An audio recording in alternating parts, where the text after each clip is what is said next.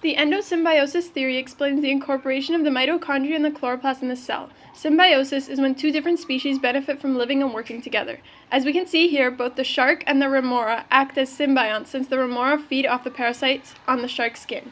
Endo means within. Therefore, endosymbiosis is when one organism actually lives and benefits from living inside of the other. An example of this is the evolution of the mitochondria and chloroplast, which once survived outside the cell. The mitochondria and the chloroplast now form an important part of the cell and can no longer survive outside the cell. How do we know this? Many scientists have gathered evidence proving the endosymbiosis theory. This evidence includes that both the mitochondria and the chloroplast have two membranes. This is evidence that they once lived on their own because the second membrane is the vesicle in which the organelle was carried into the cell. They have their own cell membrane just like a prokaryotic cell. They also have their own DNA. If they had always formed part of the cell, they would have the same DNA. Their DNA is one singular chromosome, like a prokaryote, while eukaryotes have multiple linear chromosomes, compartmentalized in a nucleus.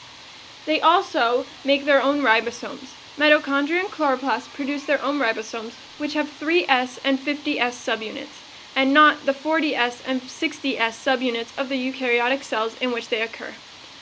In addition, they resemble prokaryotic cells. As we said before, they have many characteristics that resemble those of prokaryotic cells. Since they have so much in common with prokaryotic cells, this is evidence that they evolutionized.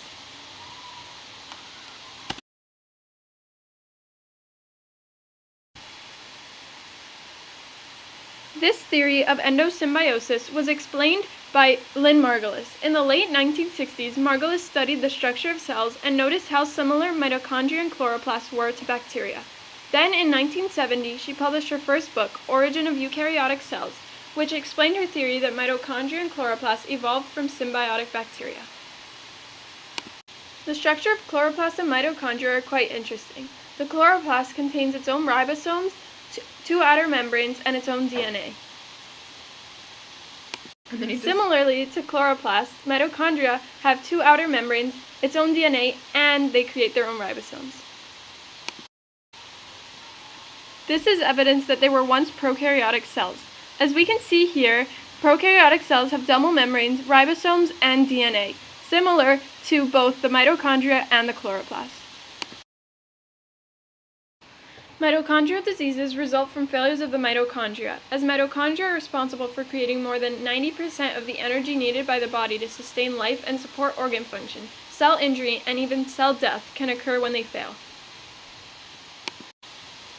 The diseases primarily affect the heart, lungs, and liver, as these organs require the most energy. It can be very difficult to diagnose as the symptoms vary from person to person, but if 3 or more organ systems are involved, mitochondrial disease should be suspected. These diseases usually present themselves during childhood, but symptoms may occur later in life.